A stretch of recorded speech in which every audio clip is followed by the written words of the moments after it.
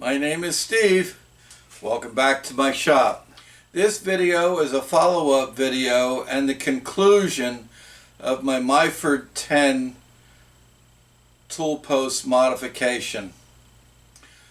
One of my favorite YouTube creators in the machine area is Josh Topper of Topper Machine, and he does a follow-up video midweek after each of his feature videos, and I like that format and I'm going to borrow it from him. I hope he doesn't mind.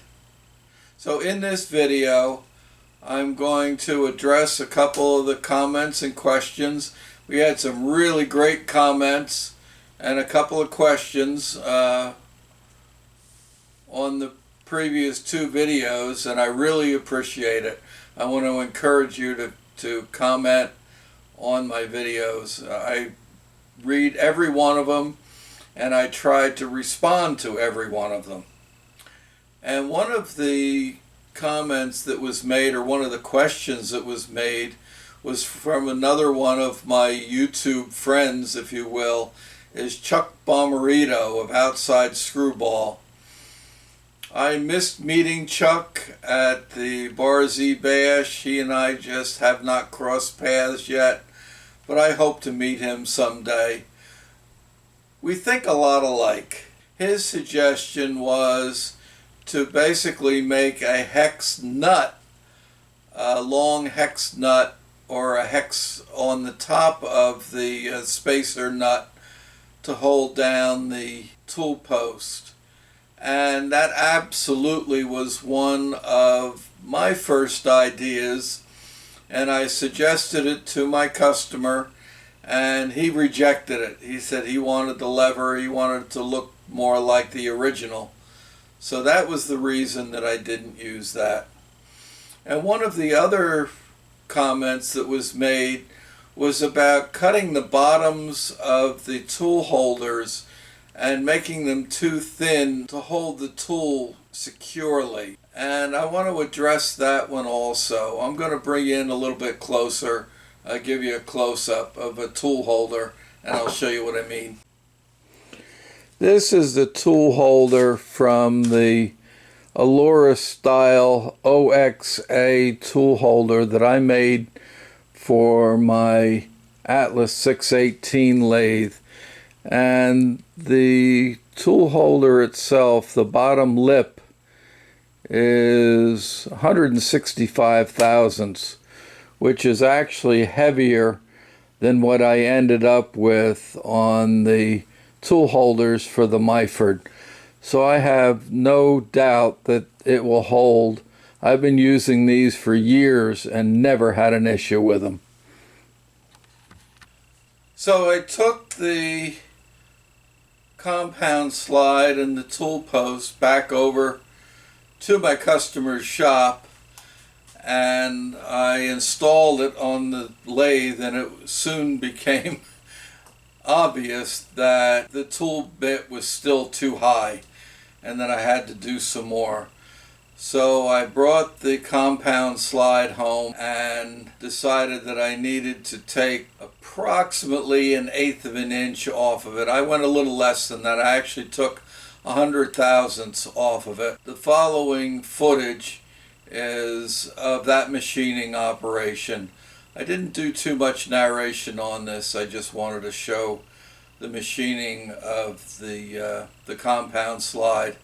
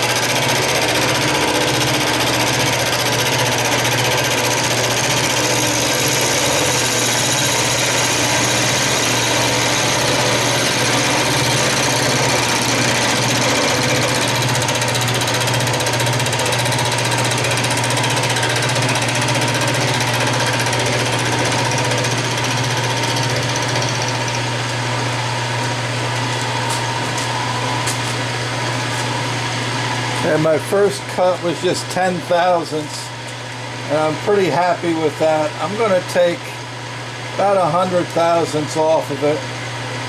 So I think I'll try 20 on my next cut.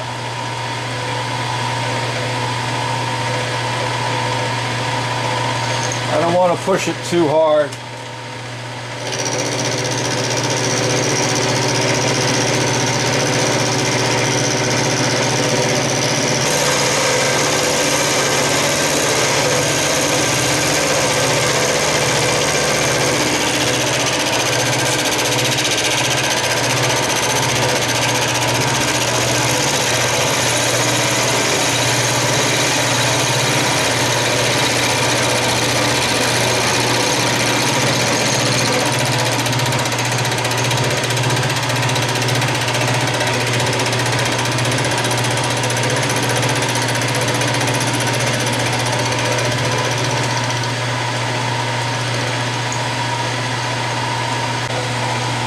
This is my final cut. The finished cut will be just 10 thousandths, and it'll take me to a total of 100.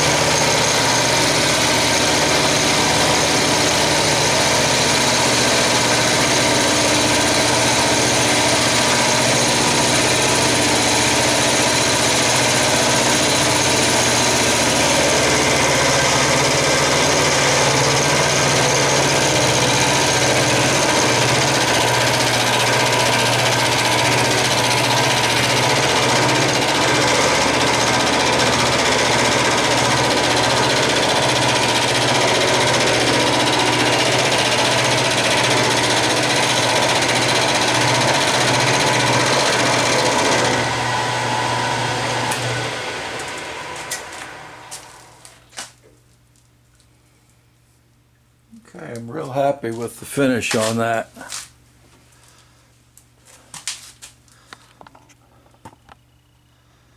So I ran out of screen.